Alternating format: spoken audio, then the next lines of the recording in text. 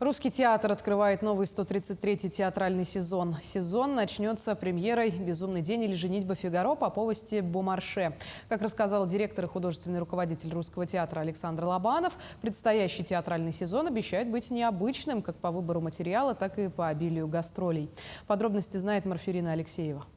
Старейший театр Дальнего Востока традиционно первым в Якутии открывает новый театральный сезон. Со зрителями после летнего перерыва артисты встретятся уже 1 и 2 сентября на показе премьерного спектакля «Безумный день» или «Женитьба Фигаро» по пьесе Бомарше в постановке режиссера Бориса Ярыша. Возьми, блестящая мысль! Выдать старую домоправительницу за этого негодяя, участвовавшего в похищении моей невесты! Интересная программа также ждет и жителей Мирного. На гастролях коллектив Русского театра представит зрителям такие спектакли, как «Капитанская дочка», «Слишком женатый таксист», «Часы с кукушкой». Ну а для маленьких зрителей труппа подготовила один из самых красочных детских спектаклей «Кентервильское привидение». В свою очередь труппа Мирнинского театра впервые приедет в Якутск. Жителям столицы они покажут 6 постановок. 3 спектакля для детей: «Дюймовочка», «Теремок» и «Колобок». Для самых маленьких наших зрителей будет очень интересно, добрые сказки. Ну и для взрослых это у нас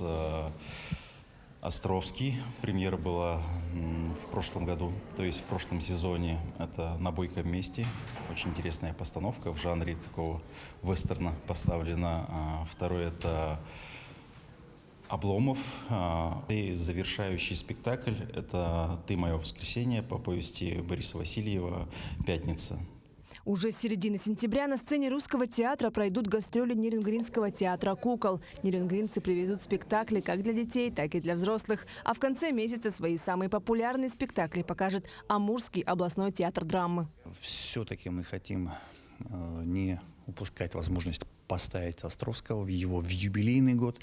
Вот, к сожалению, не совсем то, что хотелось бы, но это из ряда событий и моментов, которые, к сожалению, вот, имеют место быть. У нас будет замена материала, и мы будем ставить спектакль по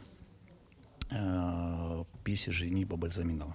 Также будет к 90-летию Кира Булучева поставлена сказка. Мы ее как раз где-то в декабре, получается, должны будем сдать к новогодним праздникам по мотивам приключения Алисы Селезневой, «Тайна третьей планеты». Сценировка уже готова. Мы будем работать с главным режиссером театра кукол Нерюнгри, это Иванов Александр Сергеевич.